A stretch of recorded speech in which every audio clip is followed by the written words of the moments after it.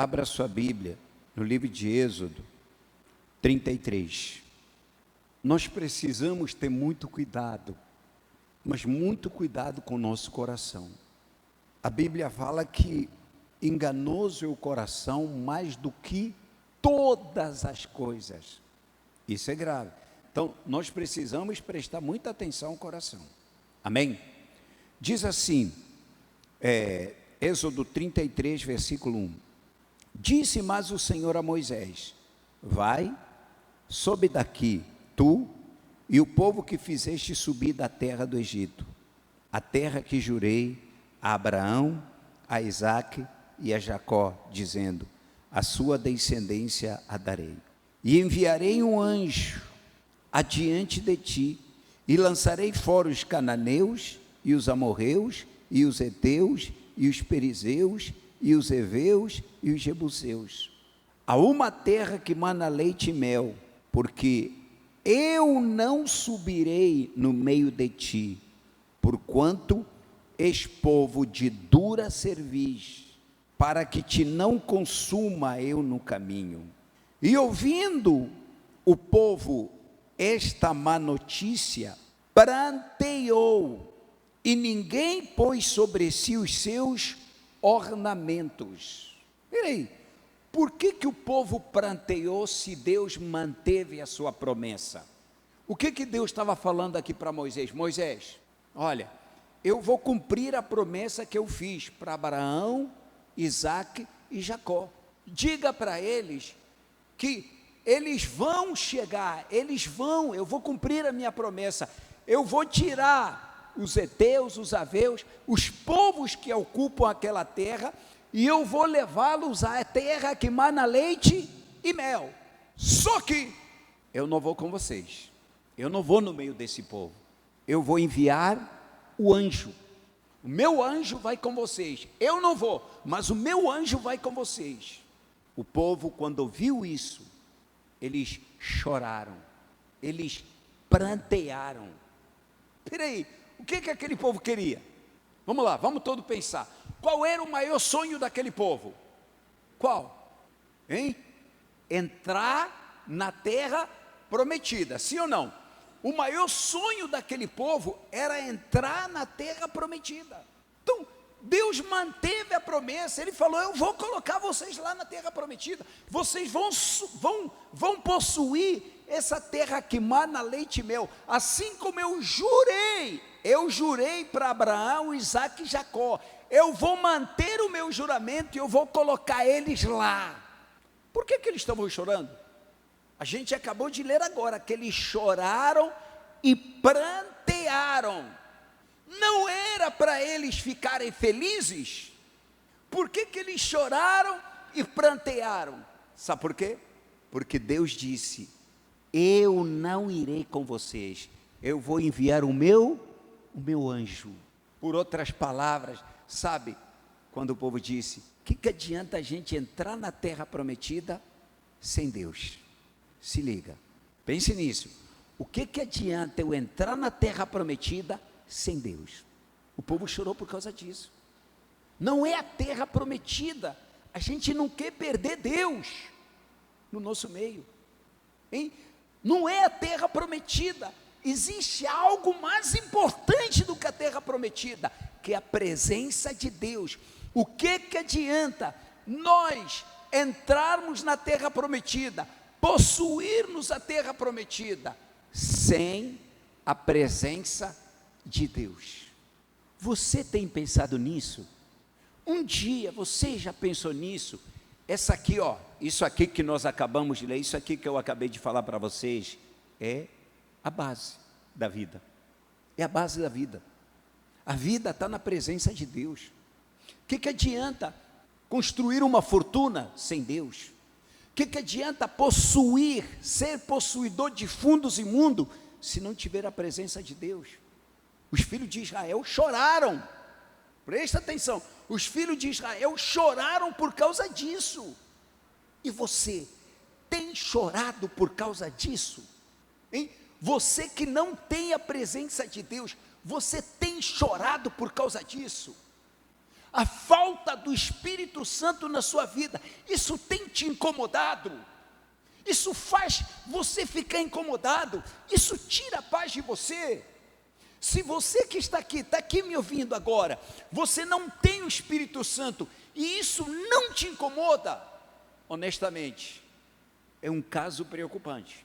É um caso preocupante. É para ficar preocupado, porque a sua salvação está correndo risco. Porque se você não se incomoda por não ter a presença de Deus, você não fica triste com isso, achar algo normal por você não ter a presença de Deus, então é porque existe alguém que está substituindo Deus na sua vida. Tem alguém substituindo Deus na sua vida. Tem alguém que você está considerando ele acima de Deus na sua vida. Se você considera mesmo Deus, você não vai se contentar com o anjo. O anjo fica do lado de fora. Anjo fica do lado de fora, mas o Espírito Santo fica do lado de dentro. É Deus dentro de você. Essa é a diferença. É por isso que os filhos de Israel choraram. Quem será de nós sem a presença de Deus? Que adianta nós entrarmos na terra prometida, ter a terra prometida, sem a presença de Deus? Eles valorizaram tanto, mas tanto a presença de Deus, que eles choraram. Você sabia? Foi aí que Moisés falou, junto, ele vendo o povo chorando, foi aí que ele disse: Senhor, se for assim, se o Senhor não for conosco, então não adianta nada a gente sair daqui, porque a terra prometida não é mais importante que a tua presença. Para nós, mais vale a tua presença do que a terra.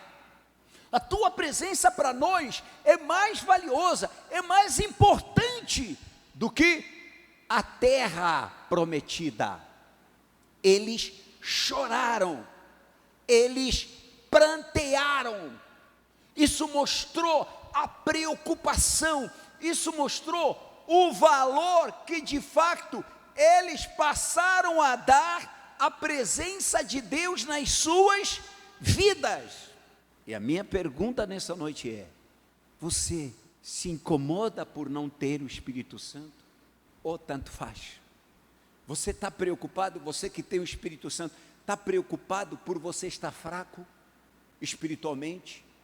Já não sente mais prazer nas coisas de Deus? Você já não está sentindo mais prazer nas coisas de Deus? Presta atenção, isso te incomoda? Está te incomodando? Se a falta do Espírito Santo na sua vida não está te incomodando, algo ou alguém está substituindo Deus na sua vida. Ele deixou de ser a sua vida. Existe alguém ou algo que está substituindo ele na sua vida. Quem pode ser? Talvez o filho? Dinheiro, talvez? O que está substituindo Deus na sua vida? Eles não queriam nada, eles só queriam que a presença de Deus fosse com eles. Se a presença de Deus não fosse com eles, então para eles não adiantava nada entrar na terra prometida, não tem graça. Por outras palavras, Senhor, a gente não se realiza com a terra prometida, a gente se realiza com a tua presença. A gente não vive por causa da terra prometida, a gente vive por causa da tua presença. A nossa vida, a nossa alegria está na tua presença e não na terra prometida. Ei, busque a presença de Deus, viva para a presença de Deus, invista na presença de Deus. Se você não tiver a presença de Deus, não adianta. Agora a pergunta é: por que muita gente não recebe a presença de Deus? Por causa dos ornamentos. O que é ornamento? Enfeite, são máscaras. Está entendendo? Nunca é ela. A pessoa sempre se apresenta a Deus com maquiagem. Ela está sempre se apresentando para Deus com maquiagem. Eu não estou falando, bispo, talvez o homem está dizendo: bispo, eu não uso maquiagem. Não é essa maquiagem física, filho. É a maquiagem da alma. É o disfarce da alma. É o disfarce interior, é o disfarce do coração. Pessoa que ora, mas não está orando. Ela busca, mas não está buscando. Pessoa que segue uma tradição religiosa, mas não segue Deus. Entende? Pessoa que pertence a uma religião, mas ela não pertence ao reino dos céus. Honestamente, quando você busca, você tem falado com Deus? Mesmo? Hein? Você tem falado com Deus? Quantas vezes você fala com Deus, mas você não coloca a sua atenção no que você fala com Deus? Você está falando com Deus, a sua cabeça está passeando, você está pensando em outras coisas, por isso você fica bocejando, por isso você fica com preguiça, por isso você dorme. Quantas vezes você dormiu falando com Deus? Sabe, isso mostrou o quê? Que você não considera, você só estava fazendo aquilo por uma questão meramente religiosa. Porque se você, por exemplo, estivesse falando comigo, duvido você falando comigo dormindo. Veja só, uma coisa é eu falando com você e você dormir. Agora outra coisa é você falar e dormir. Isso não existe. Poxa, quando você fala com Deus e dorme, está lá, meu Deus. Gente, você está dizendo para Deus, o Senhor não existe, é só uma tradição. Eu só estou seguindo normas religiosas. Eu só estou seguindo tradição religiosa. É por isso que as pessoas são fracas. Ouça o que eu estou falando para você. Deus não está longe de você. Deus não está distante da gente. É a gente. O problema é a gente. A nossa falta de fé faz com que pareça que Deus está distante. Presta atenção. A sua falta de fé. Por que você dorme na oração? É porque você não tem fé. Fé de quê? A fé de que Ele existe. Bispo, não, eu sei que Ele existe. Eu sei que você sabe que Ele existe. Mas você tem fé nele? Está entendendo? Você tem fé nele mesmo? Você confia nele? Aí é diferente. Saber que Deus existe é uma coisa, colocar a sua confiança nele, colocar a sua dependência nele, isso aí é outra coisa. As pessoas vão perder a salvação vindo na igreja todos os dias. Sabe por quê? Por que você vem na igreja? Porque você sabe, tem certeza de que Deus existe. Por que você vai perder a salvação? Porque você não confia em Deus. Esse tal Deus que você acredita que existe, você não confia nele. Você não depende dele. Você tira a sua dependência dele. Por que muitas pessoas não têm paz? Pessoas que não têm paz, estão dentro da igreja, até acredita que Deus existe, mas ela não tem paz. O problema atormenta ela. Qual a razão? Por qual razão o problema atormenta uma pessoa que está na igreja? Uma pessoa que tem certeza que Deus existe? É simples, porque ela não depende de Deus. Ouça bem, quando eu sei que Deus existe, mas eu não coloco a minha dependência nele, e vem um problema, eu me preocupo, eu fico aflito. Mas quando eu coloco a minha dependência na mão dele, eu estou confiando nele, o problema se levanta, eu fico rindo. Por quê? Eu sei que Deus vai me livrar. Coloquei a minha dependência na mão dele. Sabe aquela pessoa que coloca a dependência dela no remédio, tem certeza que o remédio vai curar ela? Está entendendo? Sabe aquela pessoa que ela vai para um julgamento, mas lá por trás, ele mandou alguém, subornou o juiz, já sabe que o juiz vai favorecer ela se preocupa com o julgamento? Se preocupa? Ela se preocupa com aquele julgamento? Não se preocupa com aquela sessão, não. Ela sabe que é só uma mera formalidade, ela já sabe a sentença. Se eu já sei a sentença, por que eu vou me preocupar? Eu confio no juiz, eu paguei o juiz, então eu já sei qual é a sentença. Por que eu vou me preocupar? Agora, quando você não sabe qual a sentença, aí a pessoa se preocupa, ela vai atribulada, sim ou não? Então assim é, quando você coloca a sua dependência em Deus, você não tem o que se preocupar. É por isso, quem tem Deus, tem vida, amém pessoal? Tem vida. A gente assistiu a mensagem de um obreiro que faleceu, 7 dias antes de morrer, esse obreiro gravou uma mensagem, falou, olha, eu estou aqui, estou hospitalizado, mas olha, eu quero deixar uma mensagem, olha, para mim, se ele quiser me curar, amém, se não quiser me curar também, amém, eu tenho paz.